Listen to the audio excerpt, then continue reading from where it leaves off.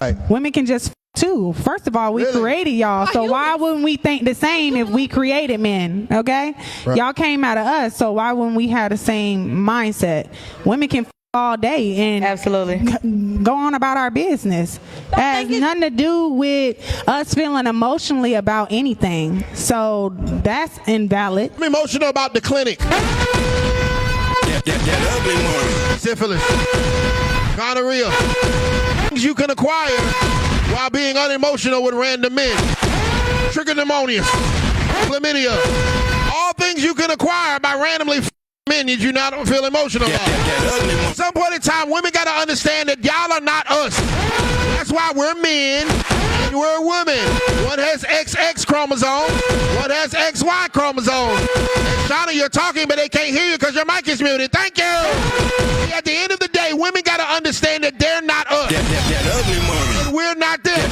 I can't cook a casserole, baby. And when I clean up, it don't really be clean like that. I can't do the things that you do. Guess what? Your finance can't lift this 300. Our sisters will say, constantly we hear how men are underperforming. While at the same time we hear how unnecessary men are. That's crazy. That's crazy too. Hold up, rewind. Y'all missed it. How can we be hearing constantly how men are underperforming and at the same time hear how unnecessary men are? That don't make sense. That don't even make any sense. Yeah, I agree. If we are unnecessary, why would it be possible to examine our performance? Exactly. P, as a basketball player, you're only going to determine whether a dude is proficient at a specific thing or not. Why? Because you need him. And if the coach is talking about how he underperforms and you tell him after the game, yo, bro, hey, bro, need you to step it up. Yeah. Why would you do that? You're not going to do that to the dude that's at the end of the bench, are you? No. Why? Because he ain't getting in the game. Right. He's not making an impact on the game. You are only I guarantee you it was only you, KJ, Ray, KG, KG, Ray, Rajon, right? Y'all are having the kinds of discussions with each other like, bro, where were you tonight? For sure. Where were you tonight? For sure. We needed you tonight, bro. For sure. Why? Because your performance matters. Yeah. So whenever anybody is talking about you underperforming, it automatically means that you are necessary. I may have an attitude problem and both sets of lips may talk back, but this is a brand new peanut butter and I'm going to show you what I can do.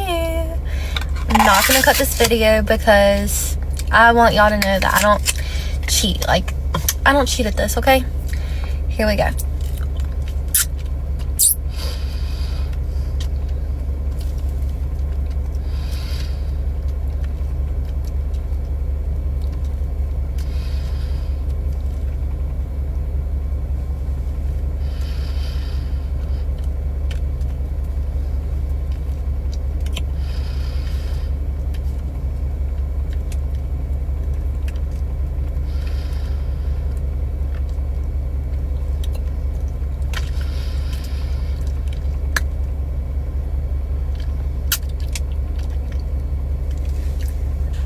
And that's my hidden talent. I mean, you don't have to do this. You really don't. You don't have to do this. You have had a real controversial viral moment about choosing the kids or the man. I want to know, has your opinion changed on that? So the moment was, you were asked the question on your podcast, if your ship was sinking and you had to save either your kids or your man, you could only choose one, who would you choose? My husband. There you go. 10,000%. This is what's crazy to me. And I'm probably going to eat all, I don't, say what y'all want. I don't care. Biblically speaking, order of the household, God, my spouse, my kids, everybody else. How do I save something that comes from me and not the thing that is of me? If two become one and we are one, how do I go and save the multiplied? This is the original unit. And yes, of course, it sounds insensitive to say I can have more kids. And I'm also speaking from logicking, not experience. But this is what I know. Most people don't like their spouse. Most people are married. They're not husband and wife.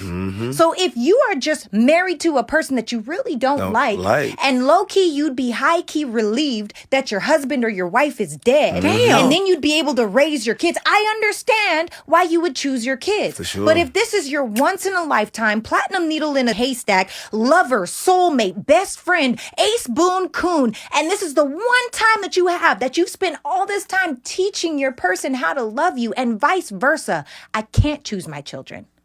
I can't. That's true. There's no God, spouse, children, everybody else. I don't think people value marriage for what it really is. So this is my point of view on it. With me having 2 kids, and that's like my heart outside of my body, but he's also my heart outside of my body. Yep. Before we even got married, what I used to tell you, I love you like I gave birth to you. I can't imagine saying that I would choose my kids or my husband, because I feel like I couldn't choose either. I feel like my perspective is I would die trying to save both.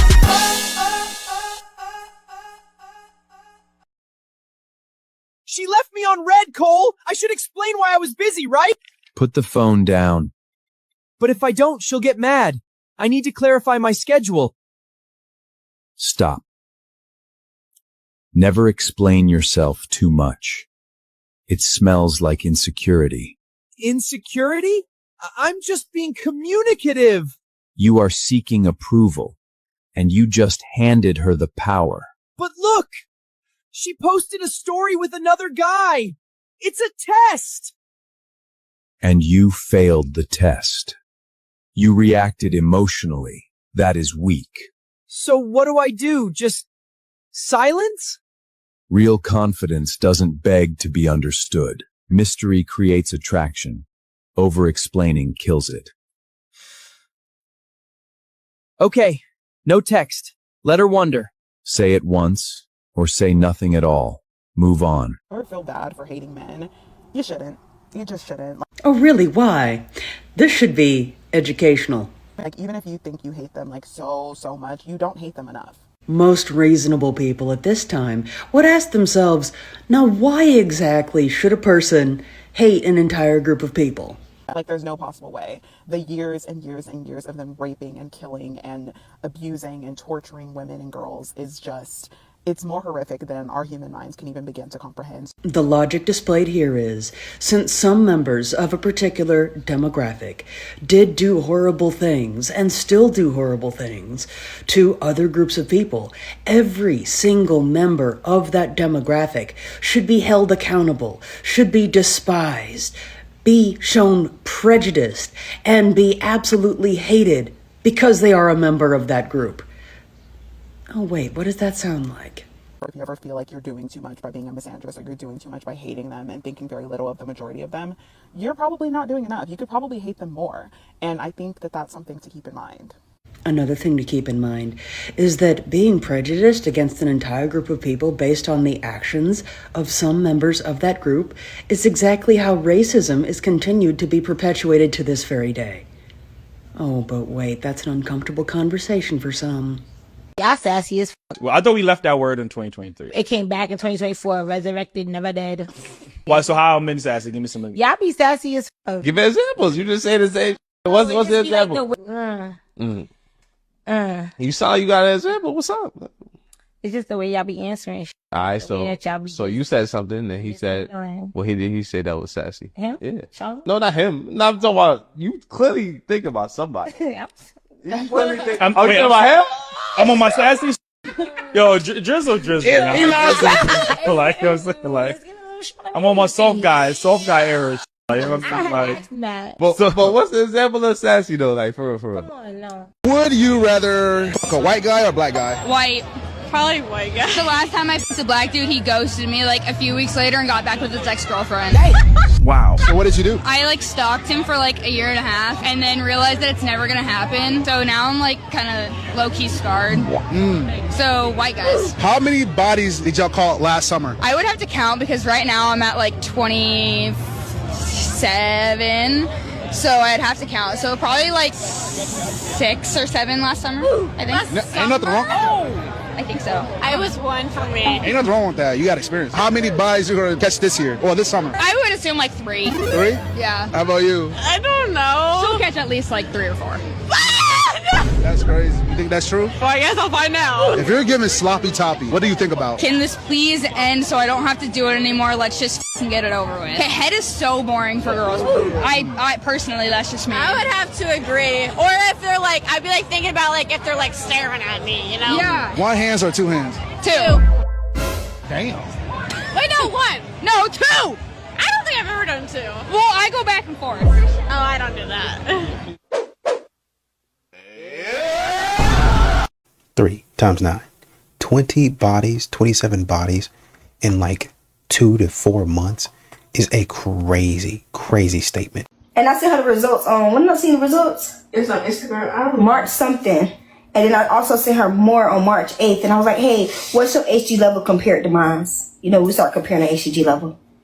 But I wasn't pregnant yet. May 8th? Oh, damn. You're right. Not March, I said May. Oh, okay. So when she told me she was pregnant when she first found out. So when she told me, she was basically like, I asked her, I was like, so what you want to do? Like, you gonna keep it? What you doing? She was like, I'm not having no abortion. Like, it's like, that's dead. I was like, you sure? He's like, I said, are you sure? It's like, once you get like, you know, a certain amount of weeks, ain't no going back. So it's like, it is what it is. She was just like, I'm not having no abortion. I don't believe no abortion. I said, okay.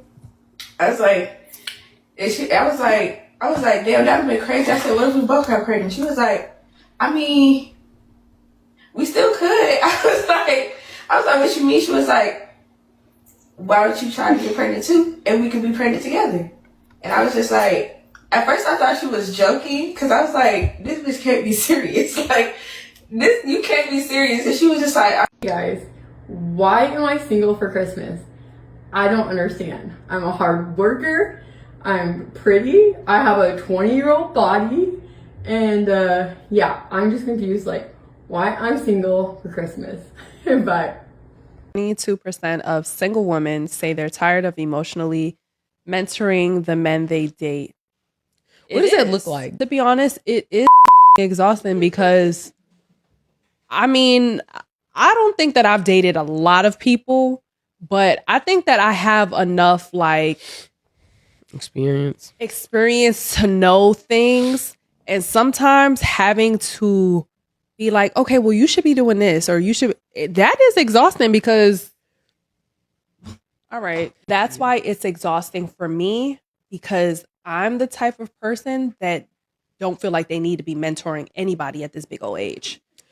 So I don't like to open my mouth and say, hey, I think that you should be doing this, and I require this, and now I know that part I should be doing, because if I require something and I like someone and they like me, then I should be telling them how they should be loving me and all of this and all of that. But it's just like the simple things. If you can't do the simple things, if I have to tell you how to do the simple thing, maybe you're not for me. Because do you find that like that is a common thread amongst males, I guess, in your dating age group? Yes. And I say that just from knowing guys I'm friends with, other friends and their dating situations, because me, I don't let too many people talk to me. So where guys get their dating mentorship from, I think that that's very important. Like, I don't know where they get their mentorship from. You should be doing this according to me, according to what I want, according to how I want things to be done. That's what you really mean to say. Would you guys date a man that says he's the prize? No. Because that's so cringe. Like, the women are the prize. They're the ones that make the babies. They go through the hardest things in life, honestly. I feel like guys who say that should be more humble, because why do you think you're the prize? I don't know. So then don't you think it should be like vice versa? Women should also be humble if they're the prize?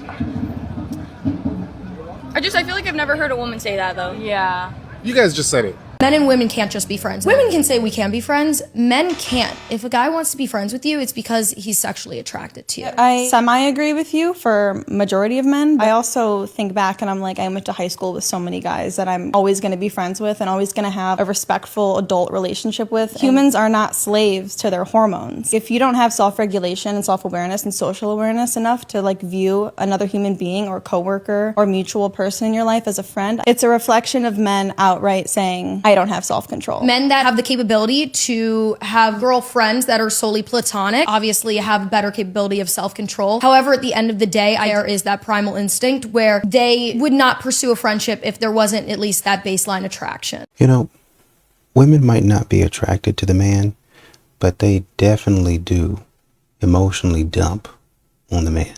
Like that's definitely a thing. Like even though you might not be attracted to him in that way, you definitely get something out of their friendship. I don't know why we do that. Well, men don't have discipline and they can't control themselves. You're using the man for something, whether it's protection. Well, you know, I expect him to protect me, right? Even if it's, well, he's stronger than me, so I'm expecting him to kind of, you know, if it would come to that, to do his thing, right? Because, you know, just because he's big and strong or stronger than me, so that's kind of what I expect out of him as a friend. Would not expect that out of my female friends. If there's something that I need to talk to him about, I would expect to be able to emotionally dump on him, whether he likes it or not, about a boy, whether he likes it or not. And I'm just expecting him as, you know, my friend to allow that. But there's not a whole lot of stuff that he can really expect from me other than to kind of tell me his problems. When I move, I expect him to be over there helping me move. If we go out and, you know, he doesn't have to pay for me, but it would be super nice if he did and I wouldn't stop him. Now, on the other hand, would I pay for him? Probably not, because, you know, it's just, I don't want to make it weird, but yeah, that's how it would go.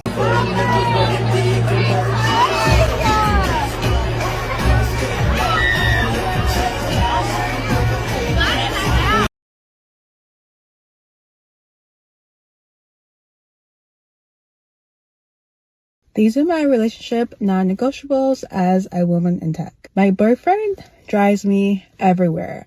I am typically in the passenger seat of my car or his car.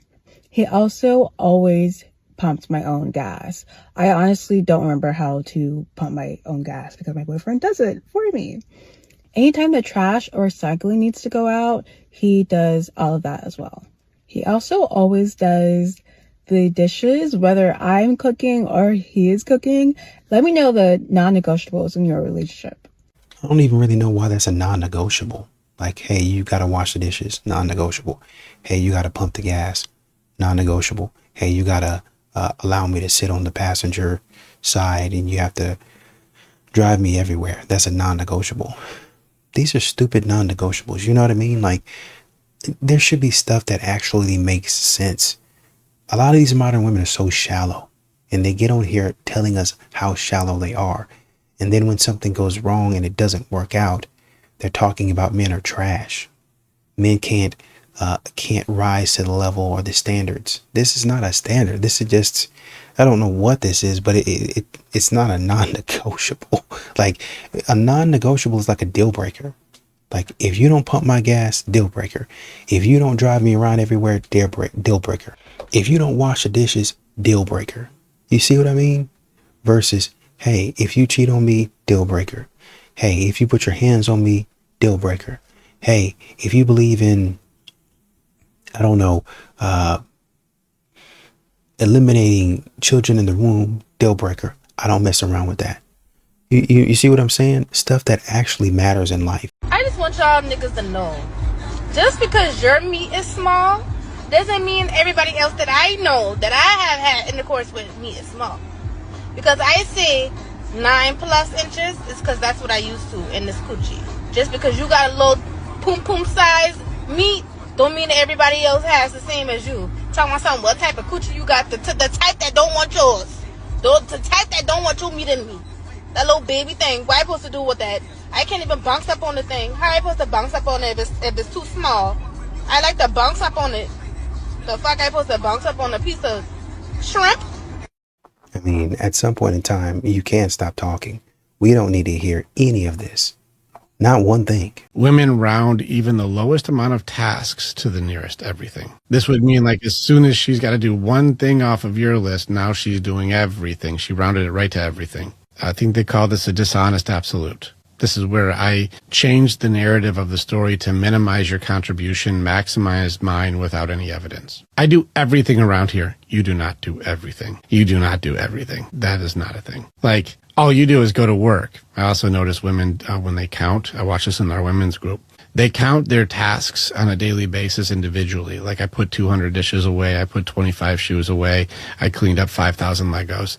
Like I did so many things today. All you did was one. You just went to work. He's like, when I do a 1%er job, I do one of the hardest jobs people can't do. I do a dangerous ass job. That's a very complicated job to do. I'm an engineer or I'm a high-rise construction builder. Like this is a dangerous and difficult job. This is hard to do. Well, they don't know what you do, so they think you just did one thing. You just went to work. Doesn't matter what that is. In addition to them accounting up tasks individually, they also place or do like a mental weight. I was like, man, in each successive thing that they do, the task gets harder. So say for instance, if I'm washing the dishes or unloading the dishes from the dishwasher, that might be easy. But, you know, the next time I have to unload them, you know, I've been at work all day. And so now what would have been a 1 on the scale of difficulty, 1 out of 10, now it's a 10 because I have to unload the dishes after work. And so that last one was like, oh man, I had to unload the dishes. And really what they're saying is I was mentally exhausted. So me unloading the dishes at 5 p.m. carries more weight than anything that you've ever done. That's why I'm doing more than you are. Damn, the Waffle House Billie Eilish is swole. Hello, obviously the Waffle House Billie Eilish has to be swole. We're fighting in the Waffle House. I'm throwing the chairs. If a bowl of oatmeal was a person. What type of oatmeal though? Because if it's just like maple brown sugar, okay. Boring. Yeah. Put a blonde wig on it and it's me. Simple yet effective. Go, Chunk, go. Move over, Tinkerbell. We've got Taco Bell here.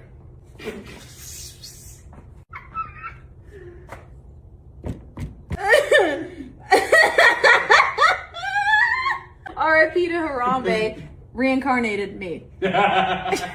It's like seeing a baddie in a gorilla suit. Hell yeah, brother. Hell yeah. I do think that men, when you have conversations and they say things like, well, I'm married, I'm not supposed to be happy. Or men say things like, oh, well, this is just the way that it is. Happy wife, happy life. No, happy spouse, happy house. And I think that men in this day and age have gotten so used to entitled women, have gotten so used to trauma, have gotten so used to disrespect that now sometimes with men that are so used to that, when you create a safe space for them to be themselves, they don't even know how to act inside of it. They don't know how to share the needs of their heart. They don't know how to actually be vulnerable. They don't know how to not feel burdened by responsibility. Instead of it feeling like, oh, I get to do this, it feels like I have to do that, and it feels heavy. Men, number one, need to do the work on themselves. I was watching this podcast with TD Jakes, and he was talking about most men don't have emotional language. Right? They don't know how to communicate how they're feeling. They don't know how to communicate that emotional side of them. And it's to the detriment of the man, because honestly, that's what a lot of women want more so than what can you do for me? It's how can you be for me? Are you saying that women would prefer a man that's open and in touch with his emotions than a man who provides? Y'all check this out. This is mine. I did. Assault? You did what you did. You caused the scene that you caused. Woo. You acted a fool. So what? They'll do any and everything except leave. And this is why I say they gotta, fellas, y'all gotta call the police. She just assaulted you. You do not see that. And then she throws the expensive PlayStation 5 in a cooler full of water for no reason. Call the police. That's another charge. That's destruction of property. And I know a lot of y'all gonna say, "Oh, well, she said she bought it." Ain't y'all the same one that says, "Oh, well, then it's technically a gift if he bought it for her, so she get to keep it." She technically bought him a gift, so it's his. He get to keep it. Fellas, man, y'all need to start taking stuff and burning it up and putting bleach on it like they do and throwing it in water and stuff. Start doing that. That's how you fix these problems. You have to return the favor or call the laws. Them your only two options. That's how you get all this type of stuff to stop. And I can tell she's either not smart or she values her feelings more than reality. Most women do put feelings over reality, but she would just go and sell it. She could have got $200-300 off of that. Instead, she gets nothing and then still got to dispose of a game that don't work. It's crazy. A woman should already be walking in her feminine ways before a man comes into the picture. A man has to see those feminine traits in you to want to build with you. So if you're not naturally a nurturing woman and you're truly selfish at heart, that's useless to a good man. Yeah, so just two things that I want to say really quick. At a certain point or a certain age, if you're still in situationships, you're just a fucking loser. If you are still like in your healing girl era and basically in your hoe phase, you're a fucking loser. At some point, you have to grow the hell up. If you are in several relationships where every single man that is your ex was abusive, then you are the problem. It's not the other way around. It can't always be the men are problems, because at a certain age, you are the fucking loser. You are the loser that cannot communicate. You are the loser that wants to blame all of your issues on mental health issues, but never actually fixes the problem because your go-to is TikTok fucking diagnosis that make you feel like you're, mentally ill, and that's your excuse for everything rather than like actually owning your shit.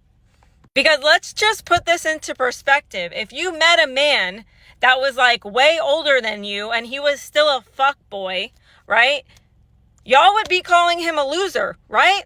So why is that not the same concept for women who engage in, rosters, situationships? You can't settle down. You get on social media. You bash every single guy you've ever been with.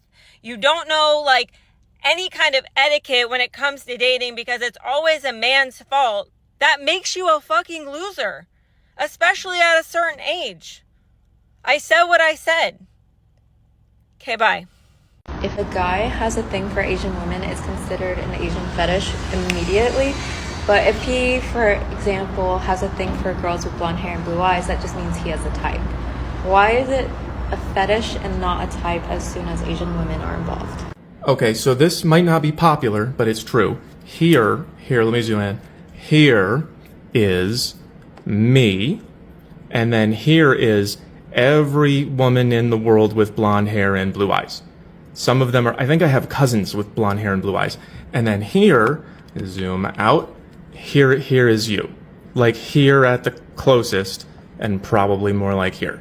So 10,000, 20,000, 30,000 years ago, whatever, there weren't any options. Like if this is white people, there weren't any Asian girls until 30 years ago. Like even one generation ago, my father would never have had the thought, maybe I'll date an Asian girl because they hadn't been delivered yet. So no judgment or anything, but the whole, we're all the same thing is just words, and we can actually tell like exactly how different we are. We can measure it genetically, and I could tell that you're Asian just by looking. I don't know if you know that. My name is Sarah. I'm married. Have been for 22 years. My husband is very supportive with all my weird, crazy wackiness. He's very open-minded when it comes to that. I'm truly very, very lucky that I found the person I did. I talk to people online It's not a new thing. I don't think it is wrong for somebody to have relationships of both sexes. Do we let other people in our sex life? No. Would he be open to it if I did? If I wanted that? Probably, just because that's how he is. Would he do it? I don't think so. Brian trusted Sarah. He didn't suspect anything when he caught his wife chatting with John through Instagram direct messages. The first message was on Instagram, your normal conversation where it comes to when you're trying to meet or when you're meeting somebody, like your hobbies and all that kind of stuff. Then it just kind of snowballed with, are you married? And I was like, yes, I'm married. And I asked him if he was married. He was not. He asked me, the standard questions of whether I had children or not, which I do not. I was looking for, I guess, friendship, nothing else. But as time went on, I felt that was not the case. Even though I'm married, it's still nice to hear that people find me attractive. So it was nice. John and Sarah would talk all through the morning and night. The relationship started to become more intimate by the day. I thought he was very nice. Obviously, he was easy on the eyes. He looks like he probably works out quite a bit. Nice, like six-pack. He does have some tattoos. One's on his chest. And then his arm is tatted up as well. But to me, he's just a very attractive man. And it was nice to have somebody that looked like that think that I was pretty. He would say that he loved me, that he wanted to take care of me. He had feelings for me. I'm still talking to him usually once a week. He would use the terms of endearment, babe, honey, love, all the time. Never my name. Before Sarah's online adventure, life was simple. Bills were paid on time. The two didn't have kids, but they loved their cat like one. She enjoyed talking to John, but he just seemed to always have a problem that involved money. Shortly after I met him, he got deployed to Syria. Supposedly, his accounts were frozen. He got injured. He got shot on a mission. He needed the money that I sent him to come back from Syria. He had to have the money to be able to get the flight because he needed to leave before the mission was up. John's requests for money didn't stop. The requests seemed like they would never come to an end. All Sarah wanted to do was meet this man in person, so she sent even more money. He guilted her by sending these photos of his wounds from the battlefield. After the first time he asked for money is probably when it started going downhill. I probably sent him money every week to 2 weeks for probably a good solid 6 to 8 months. I cashed in a couple life insurances, and I cashed in my retirement fund, and I sent him 100% of the money. Had a Discover card for $15,000, and I sent him that as well. And that's maxed out beyond maxed, because he would. This is terrible. Oh, I hate talking about this because this makes me feel stupid. He would pay that and then have me withdraw more money once the balance got down where I could withdraw some more money, and then that payment would bounce. John had all of Sarah's personal information, emails, passwords, debit and credit card PIN numbers too. When we looked over her Discovery credit card transactions, we could see when John was making the payments. He would take cash advances and then pay the card off. This built trust with Sarah and also made her believe that he was real. The problem was all of the payments that he made ended up getting returned. Over time, Sarah was left with a $15,000 credit debt. And had checks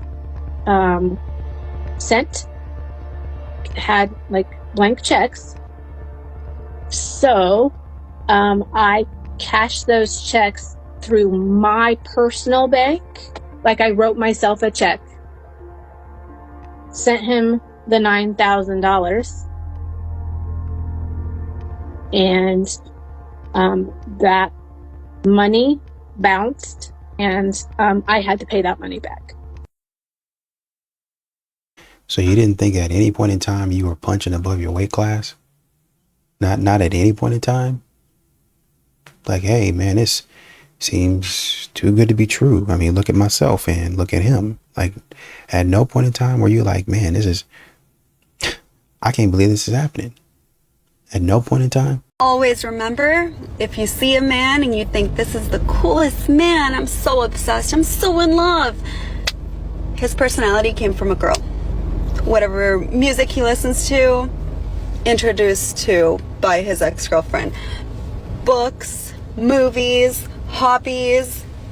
It's his girl's personality. All of the other girls that were in his life, they just suck it right out, and then they become them, and they use that to attract other girls. Yeah, beware. That's why I don't share my music with people, because I refuse. She doesn't share her music with people out of fear that guys will build an identity off of it. Honey, what are you even talking about? What are you even talking about? Imagine the ego. I love these women. We do it all. In fact, we build men's identity. How stupid are you guys now? Okay, listen, I want you to hear it. Listen to what they're saying about you. And the reason we do these clips is because these are not, it's not like we're watching a movie and it's fake. These are real women. These are women that you can land on a date with. Apparently, you have no identity now without women. They give you your entire identity, including all of your likes and dislikes, including all of your music, your food, to everything that you are is from the girlfriends that you've had. Guys, get in the chat. What do you think about that? Is your identity built from women? Wow, imagine the ego. To really think about what kind of ego you would have to have. Ooh, there's a fly in here. Better not be a mosquito. If I get bit, all hell's going to break loose. Don't edit that out. Don't edit that out. Let them know. Okay. Can you even imagine? Can you even imagine what's going on here? The reason I don't want to edit it out is because it flies down here and you see me attacking it. We need to know what I'm going after. All right. Guys, listen. You do you. I think one thing that I will say that happens here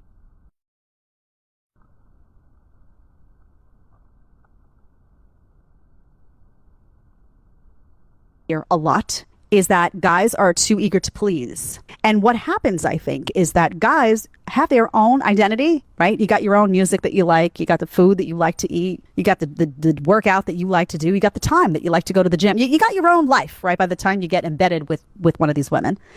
And then she starts saying, "Oh, is that the music that's going to be on in the house right now?" And complaining. Do you want to change it? Can we? Oh, did you want chicken for dinner?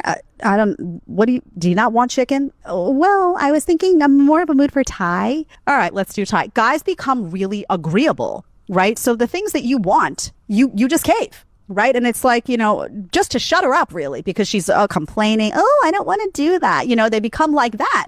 And so they think you've lost your identity when in reality, you've just kind of given up a lot of those things to keep her quiet. Like, here, put the music on you want in the car so I don't have to hear you.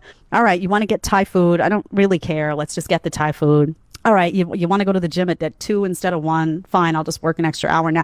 You're very agreeable. I can't, so many guys I see in these relationships just bend over backwards because they're so tired of the complaining, right? And we all know that if a woman's unhappy, the whole day is ruined, right? Oh, I ate that chicken and I didn't want it and now my tummy hurts. You know what you're dealing with, right? You're like, damn, I should have just go get the Thai next time and just not have to listen to this crap. So I think there is a misconception that you're losing your identity when really you're just, being very agreeable and sometimes frankly too agreeable. So guys, you gotta like have some authority in the relationship. You gotta be able to, yes, there's a time and a place. You don't want to be like, no, this is the music that's on in the car all the you want to have a healthy relationship and there is a give and take, but it can't always be you just doing what she wants. Because if you do that, if you're always doing what she wants, you become a doormat, essentially. You wind up unhappy in the relationship because ultimately you wind up being like, wow, this was my life. And now it's like, well, what's going on here? Like, I basically handed over to her. Now, wait, what happened to my life, right? And also then she gets all the power dynamic in the relationship and then does videos like this. Oh, yeah, I gave him his whole identity. You know, you're nothing without me. And some of these women feel like you're nothing without them because they're running the house because you're letting them run the house. So it's got to be a position of, you have to come in with a position of authority, right? And we often talk about how women want the authority without the responsibility. They want you to have the responsibility but have no authority. So you've got to still be the guy, right? You know, you got to sometimes say, listen, I don't care about the Thai food, but I'm going to the gym at 1. And the reason I'm going to the gym at 1 is because that's what works around my work schedule. End of story. If you want to come, you're more than welcome. You know, there's got to be some of you saying this is not everything is flexible. Not everything is what you want to do, when you want to do it, how you want to do it. Because if I don't do it, you're going to bitch and moan and ruin the whole day. Don't do that. Don't allow for it. Just don't allow for it. Ultimately, as a reminder, too, when women get in relationships where they, you know, you're wrapped around their finger like this, they leave you. They're bored. They leave. Right? They leave you. And then they make a video like this saying, oh, he got his whole identity from me. He didn't. But he was so tired of listening to you bitch and moan that he just did what you wanted to and probably is somewhere in a lot of peace without you, honey. Just saying. I'll just be. And this is why women are single, man. They make up stuff. They're just making up stuff at this point in time. Where are you getting this from? Who cares about what you got going on? Stop talking. Quit talking. Once again, we turn around to the female loser epidemic.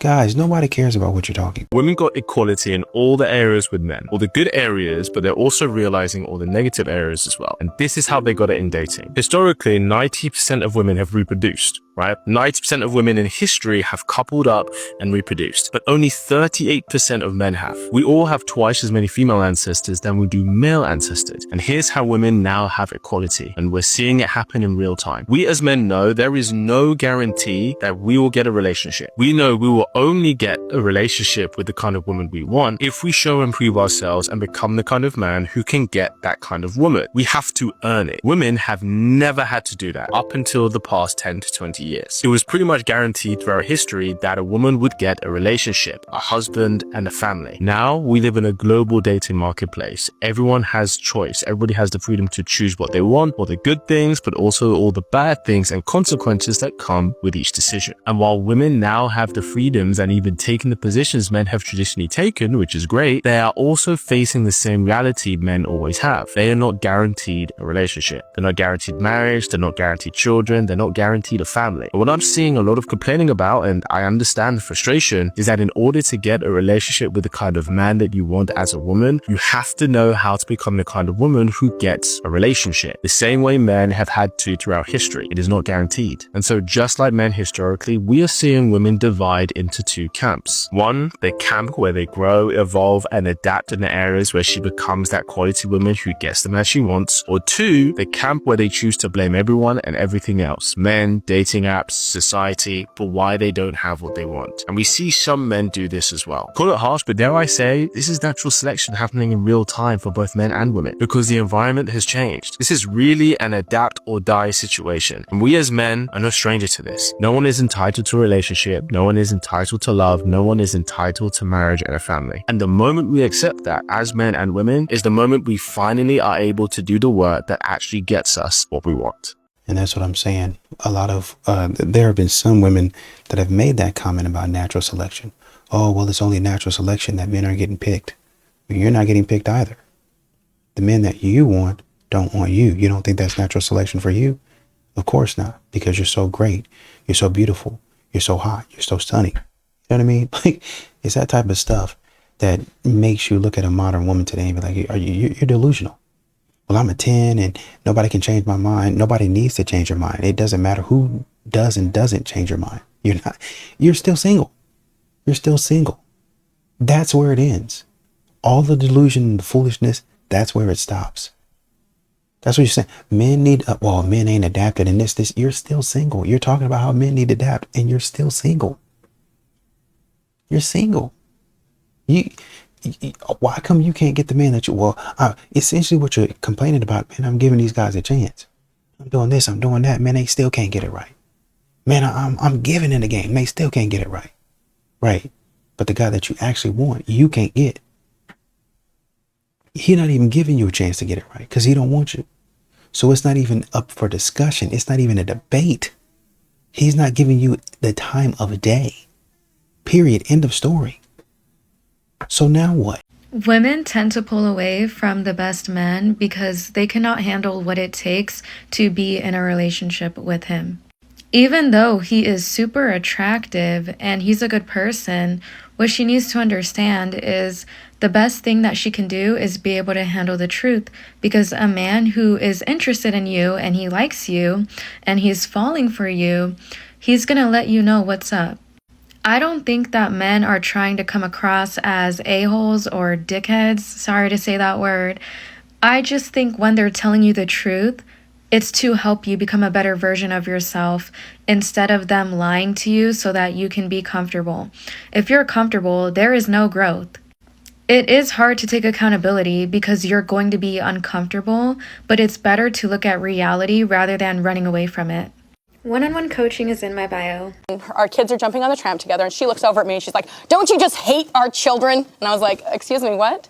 She's like, "Oh yeah, my sister and I talk about all the time how awful being a mom is. Don't you just hate it?" I don't hate being a mom. You know why I don't hate being a mom? Because I chose to be a mother. Because the first time I had children, I was 30 years old. The first time I had a child, and I'm proud to be a mom. I'm proud of everyone who chooses to be a mom. I don't want everyone to choose that, but this woman who I was talking to had a hatred of motherhood. And her hatred of motherhood came from a place where she wasn't given another choice.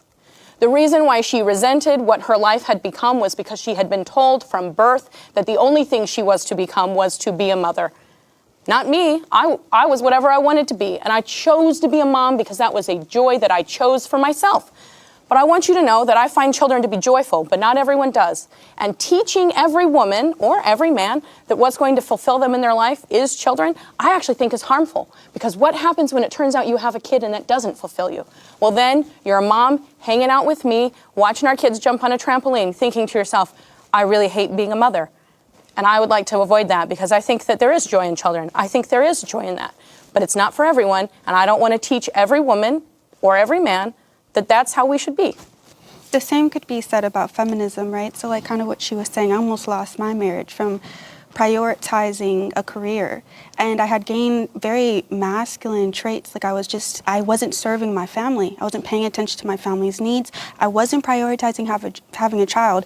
I'm going now into my 30s and finally at a position where I'm like, I'm all in to serve my home the past year. So I wasted all this time chasing after career and once again almost ended up a divorced woman. But that has nothing to do with feminism, right? Because feminism allowed her the opportunity to have a career and the opportunity to have a child, and she chose what was best for her, and she may feel that that's what ended her marriage, but I don't believe that that's what ended her marriage because her husband was involved in that too. There were two people in your marriage. You know, he could have probably been involved. If he felt that that was a problem, then maybe that's a conversation that could have been worked out. But I don't believe feminism is why your marriage ended.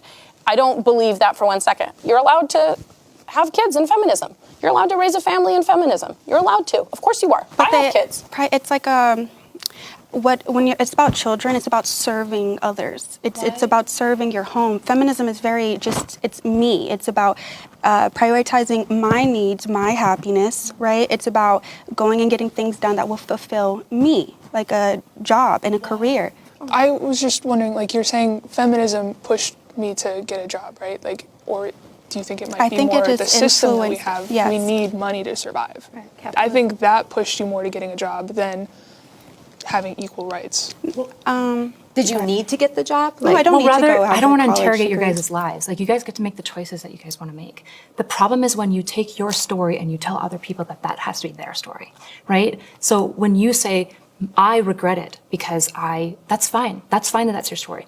What do you guys think is the one regret of men who are dying in hospice? Not spending enough time with their children. Why don't they? Because they sacrifice. Because they're expected to provide. So if both are staying home, though, who's going to provide? But the issue is that both can provide. That's what almost all families are doing. So if both of them are gone, then daycare is raising the children. Well, that's an unfortunate issue that we could go back to capitalism. We can talk about issues as far as like providing UBI or providing free healthcare or allowing villages to raise children. I'm with you on these things. But the idea is what you're trying to do is saying men must provide, and you are dooming men and women to the same lives that they have reported saying, I'm miserable. So many women, for example, do you guys know about the gray divorce rates? So divorce rates amongst boomer parents is exploding because all those women and men stayed in a marriage because they had to raise their kids. And what you see is high levels of regret, particularly from the women. What I want is a world where people get to understand that they can just sort the relationship any way they want. If the man thinks it's better for him to be out 60% of the time and she's home for the rest of the time, that's fine if they want to make that choice. The problem is you're prescribing it to men, and I'm not going to do that. You're prescribing it to women. I'm not going to do that. What did I prescribe? You're telling them that a man should be a provider and that a woman should be a nurturer. I know, I said that they get innate fulfillment from that. It's a prescription. It's saying it's fundamental to who you are. But so what is your solution? Because if the man's not providing and the woman's not providing, who's going to Do you want to? We can talk about economics if you want to. We're not going to talk about it right now. And the next prompt is, the sexual revolution has devalued women and made them infinitely less happy. Yes, yes, yes. No, no, maybe. Okay. Whoever feels strongly about it can speak. I think that this term, calling it a sexual revolution, is quite strange and it distorts history. If you look at the history of like the way that people engaged in sex, it really has not quite changed much. The only thing that we've seen change for the most part is the rise in social media and the rise of seeking out sexual relationships through that. Because you can go back through history and look at like the Greeks and the Romans that were very openly sexual. People were having sex in public. Like it was not a private thing. It never was. And it really only became like this private thing when you look at like the rise of like industrialism in the United States and you see sex become like commodified and it became like a dirty thing with also the rise of, you know, like religion and Protestantism in the US also kind of demonized it. And it became a weapon used against women. And I think that we've seen the pendulum go. You know, if you don't have kids, you don't have to have kids.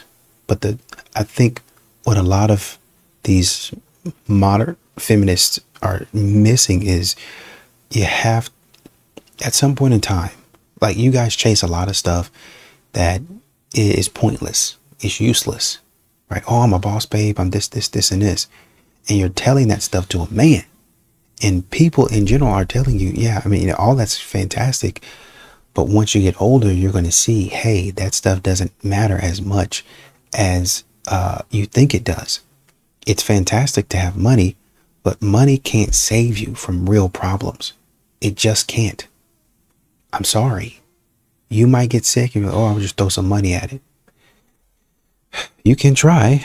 And it's definitely, once again, great to have money in that situation. But people are only as smart as the knowledge that's available. And so if they don't know it or if they can't cure it, your money did nothing. Where if somebody passes away, you're going to pay to bring it back. That money don't work. Your money's not good here. It's no good here. You guys, oh, I got this car, I got this, I got that. Certain things that you're doing, the older you get, it's no good. And what you guys are doing is like, okay, so that's why I'm going and making friends with women so that my life can be enriched. And men, you're not doing that, this, and this. First of all, you don't know that. You don't know that. You're saying that. You're saying that men are lonely, and men are actually not. They're actually not. Number one. Number two, you guys go out and get these relationships. And in these relationships, it's just y'all talking stupid. So there's not really ever any growth mentally. There's not really any growth emotionally. You know, it's not, your conversations aren't really very enlightening. So it's kind of the same as just like talking to an acquaintance. Oh, we just get together here and there and we just talk about this, and this. And, you know, we never really truly know each other, right? Because y'all don't talk about anything that's super important, right? And so your relationships, honestly, in my opinion, they don't mean a whole lot. You waste a lot of time. There was a guy that said manhood is performative and womanhood is not. This is another example of womanhood being performative, where they keep up appearances. Oh, we got to go here. I got to do that, even though I don't want to. But it's what I have to do to stay in the group. It's what I have to do to be a part of the girls, to be a girl's girl, you know, to you know, stay in that community. That's performative. That's doing things that you don't necessarily agree with or necessarily want to do because you don't want to be ousted from being a good feminist or being a good girl's girl.